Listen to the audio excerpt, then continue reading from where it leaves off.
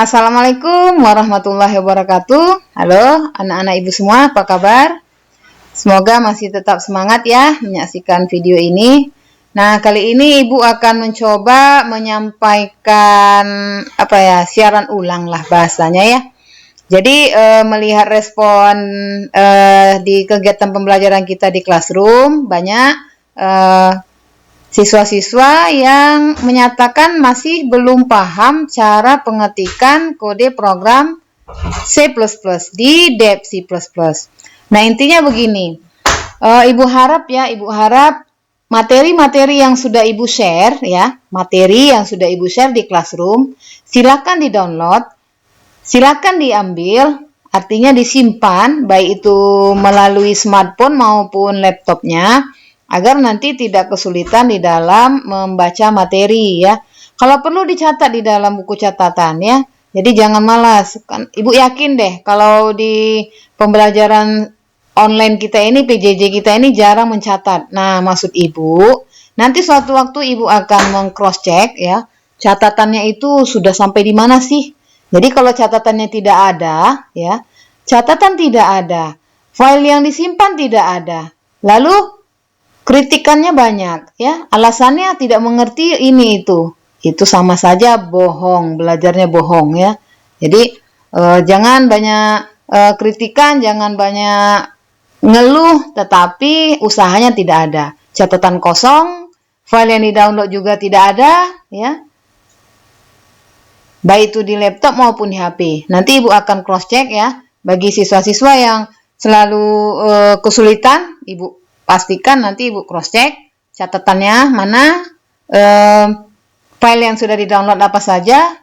Suatu waktu nanti siswa-siswa yang kesulitan akan Ibu coba check and recheck ya, di wawancara langsung. Jadi siap-siap saja. Kalau memang selama ini belajarnya main-main, itu akan ketahuan ya. Jadi coba serius, artinya serius apa? Seriuslah belajar, dibaca materi yang sudah disampaikan. Jadi tidak ada istilahnya nggak paham, nggak ngerti kalau materinya sendiri belum dibaca ya. Pasti saja belum paham, pasti saja belum mengerti kalau materinya tidak dibaca dan tidak dipahami dengan penuh kepemahaman yang baik. Oke ya. Nah, di sini ada Ibu buka beberapa file untuk mendukung apa yang mungkin selama ini ada dikeluhkan gitu ya. Nggak mengerti terus ya. Jangan sampai lama-lama tidak mengerti. Ini kita sudah belajar sudah berapa bulan dari Juli ya. Bulan Juli, Agustus, September, Oktober, November, sudah 5 bulan lebih kurang. Coba dipahami satu persatu. Nah, cara pengetikan di dalam bahasa pemrograman C++ itu kita mengenal yang namanya IDE, Integrated Development Environment. Artinya apa? Lingkungan tempat kita mengetikkan kode. Suatu waktu ada siswa yang menggunakan aplikasi ya, IDE yang berbeda. Saat ini kita menggunakan IDE Dev C++ untuk mengetikkan bahasa pemrograman C++. Apa bedanya kalau nanti kita pakai yang lain? Contohnya apa? Borland C++. Sudah pasti berbeda ya. Jadi masing-masing IDE ya, masing-masing Integrated Development Environment itu perintah-perintah yang dimasukkan ke dalamnya tidak sama. Ya, bisa saja ada yang kemarin mungkin dapat tugas dari Ibu ya. Kok beda ya waktu di copy paste dari internet? Kenapa saat dicobakan di Dev C++ error? Ya iya, akan error. Karena apa? Karena IDE-nya berbeda. Jadi ada perintah-perintah tertentu yang tidak bisa di-compile, yang tidak bisa di-running kalau kita menggunakan IDE yang tidak tepat gitu. Oke, ini misalnya ya. Nah, di sini ada tanda crash include. Nah, ini adalah baris utama kalau kita mau mengetik kode program di C++. Biasa ya, kalau di IDE yang berbeda juga pasti ada tanda pagar include. Lalu ada iostream.h. Pada umumnya, memang kalau untuk mengetikkan kode program C++ itu ada yang namanya library. Header library. Jadi nanti materi yang berkaitan dengan library, header library silahkan dibuka kembali. Apa kaitannya header library dengan perintah-perintah yang di sini? Ada. Kita coba saja ya. Kita compile. Nah, muncul kesalahan. Apa yang katanya salah di sini? Error. iostream.h. No such file or directory. Dia tidak mengenal direktori ataupun perintah seperti ini. Jadi kalau di C++ itu tidak mengenal ya. Jadi sini ada line, ada kolom. Jadi kolom berapa yang salah? Kita hitung aja di sini. Kalau ini kolom 1, nih, ini 1, ini 2, ini 3, ini 4, ini 5, ini 6, 7, 8, 9, 10, 11, 12, 13, 14, 15, 16, 17, 18, 19, 20, ini yang kosong nih 21, di sini dia. Jadi error. Jadi kalau kita paksakan ini error. Ternyata di Dev C++ itu tidak menggunakan H. Tuh. Nah, sekarang kita compile.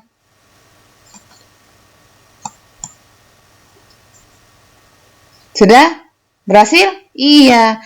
Jadi ada perintah ya, ada library yang penulisannya atau pengetikannya itu pakai titik H. Itu tidak berlaku di mana? Di Dev C++ 5.11 itu tidak berlaku.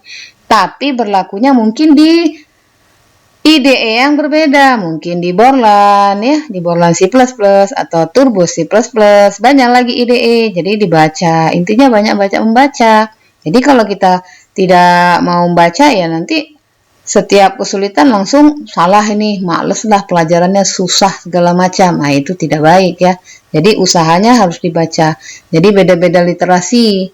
Jadi kalau tidak dibaca banyak-banyak materi ya, gitulah dia efeknya.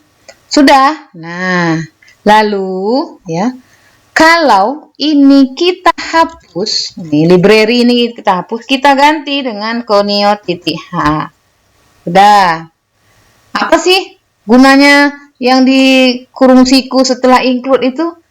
Penting. Nanti kita buktikan. Nah, kita compile. Nah, di sini muncul kesalahan baru. Apa katanya?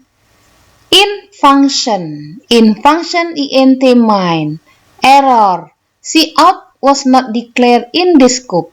Cout tidak bisa dideklarasikan di bagian ini, katanya. Di bagian mana? Di bagian int main.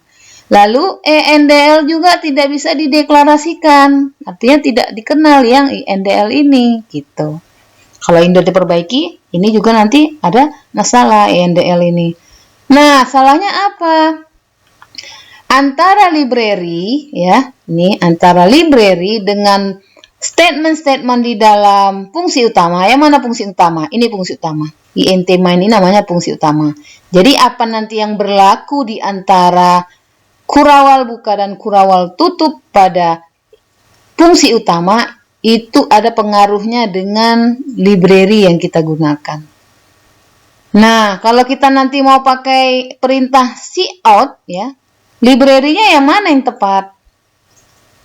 Bukan conio, lalu yang mana? Nah, kita tambahkan coba. Jadi, library itu berkaitan dengan perintah-perintah yang ada di dalam. Supaya cout-nya bisa aktif, kita tambahkan library yang namanya iostream. Sekarang kita buktikan, benar atau tidak. Nah, errornya 0 kan? Ya, artinya IOStream ini library-nya dipakai jika kita ingin menggunakan statement cout dan endl. Ini materi yang sudah Ibu berikan, sudah dibaca atau belum? Nggak tahu, ya gitu. Jadi dibaca kalau memang mau paham. Jadi kalau kita hanya sepintas-sepintas saja ya susah. Jadi pengetikannya itu tidak akan kesulitan kalau memang kita sudah membaca dari awal bagaimana cara struktur kode bahasa pemrograman C++. Oke, Nak? Nah, lanjut. Jadi, antara library dengan perintah-perintah di fungsi utama ini ada kaitannya. Using namespace std.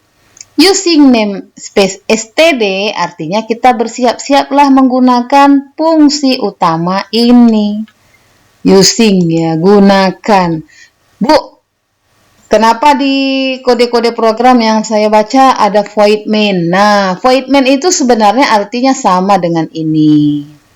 Artinya penggunaan utamanya gitu ya.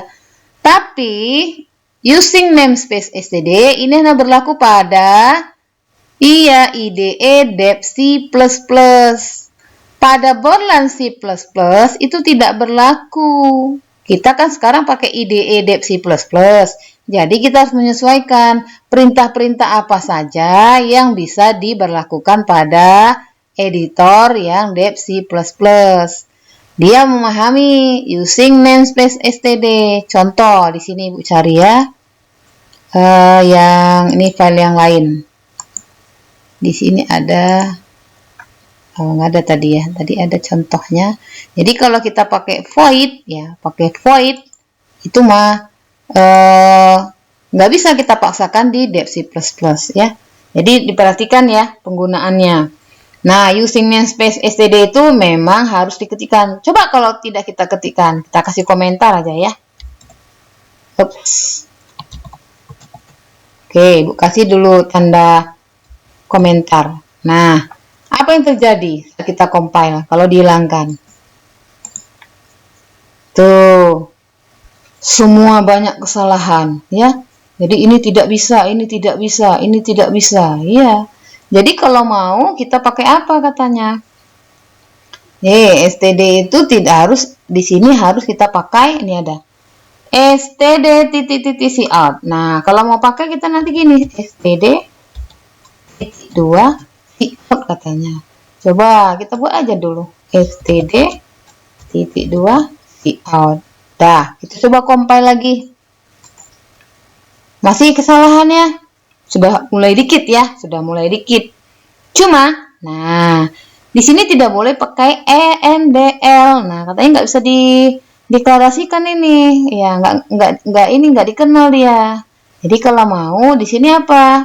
Kita ketik std 2 kali ndl. Di sini kita ketik std ndl. Nah, ini pesannya ya. Nih, coba kita compile lagi.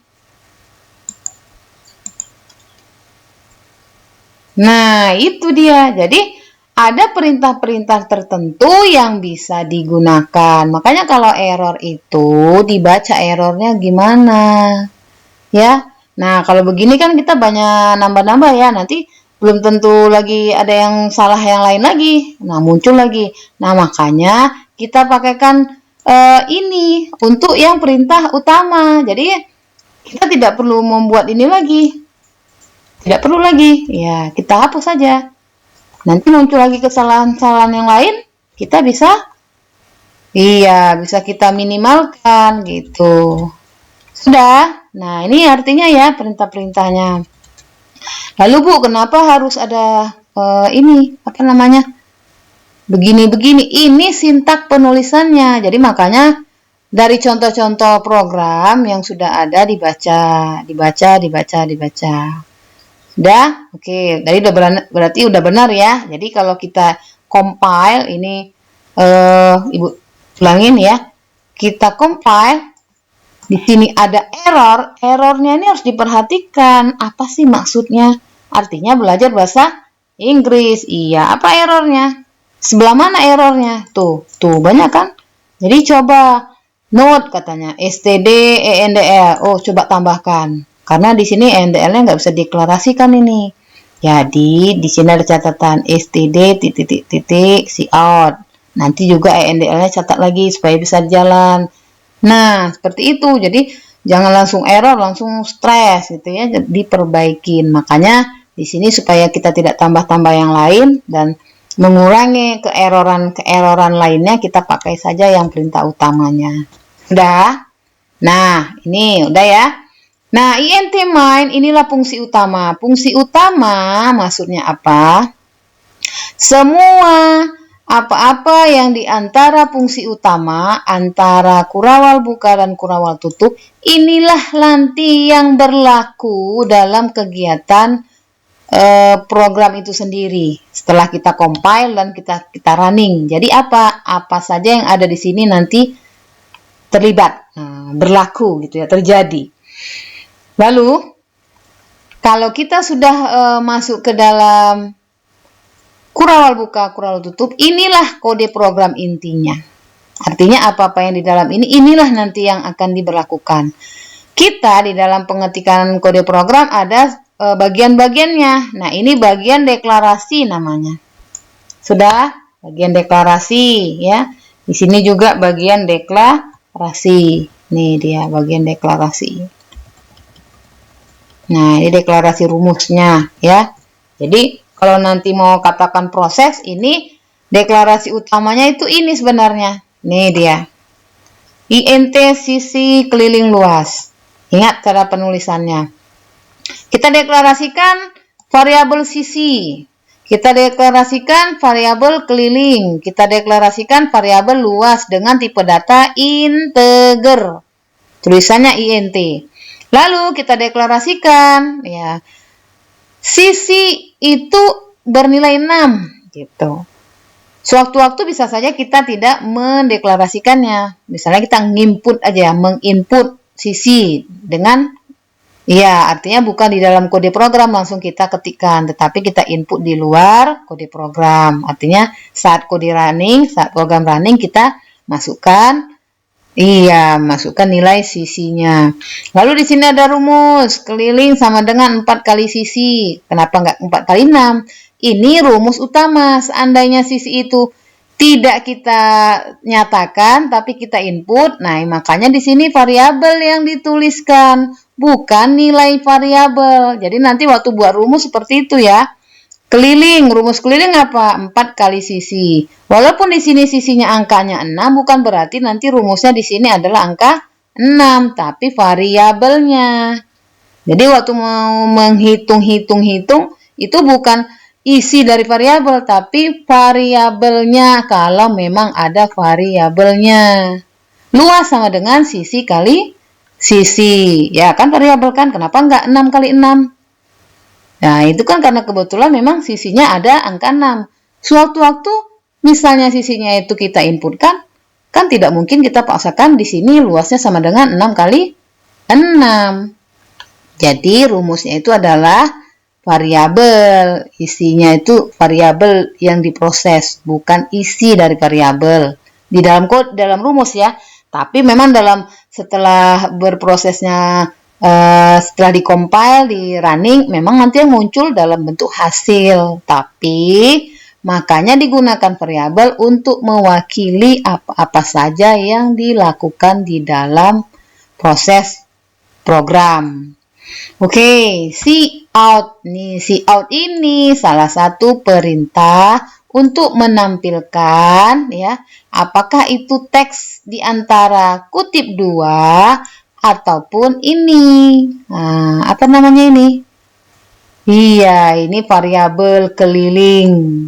Cout, tampilkan teks atau tampilkan variabel. Pokoknya intinya menampilkan deh dalam bentuk dia teks ataupun hasil variabel ya.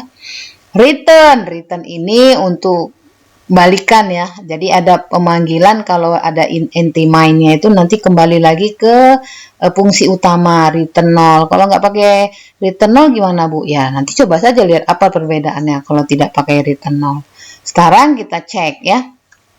Kita compile tadi sudah running. Kita run. Hasilnya seperti apa? Nah kalau logikanya gimana nih? Logikanya ya. Keliling sama dengan 4 kali sisi. Sudah?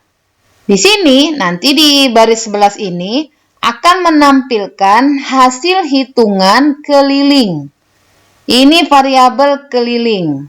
Jadi nanti yang muncul di sini adalah hasil, hasil ini. Nih, hasil ini. Nanti munculnya berapa kira-kira? 4 dikali sisi. 4 kali sisi, sisinya berapa tadi angkanya? 6. Berarti nanti hasil di sini harus 20. Iya, harus 24. Nanti kita buktikan. Benar nggak hasilnya 24? Lalu, di sini mau menampilkan luas. Di sini dimasukkan variabel luas. Jadi variabelnya yang dituliskan, bukan angkanya. Luas itu adalah sisi kali sisi. Nah, kira-kira nanti hasilnya berapa di sini? Yang di variabel luas ini. Sisinya berapa? 6. 6 kali 6 berapa? 36. Jadi nanti saat kita running kode program ini harus muncul di sini angka 24 dan angka 36. Oke, kita buktikan ya. Oke, kita running.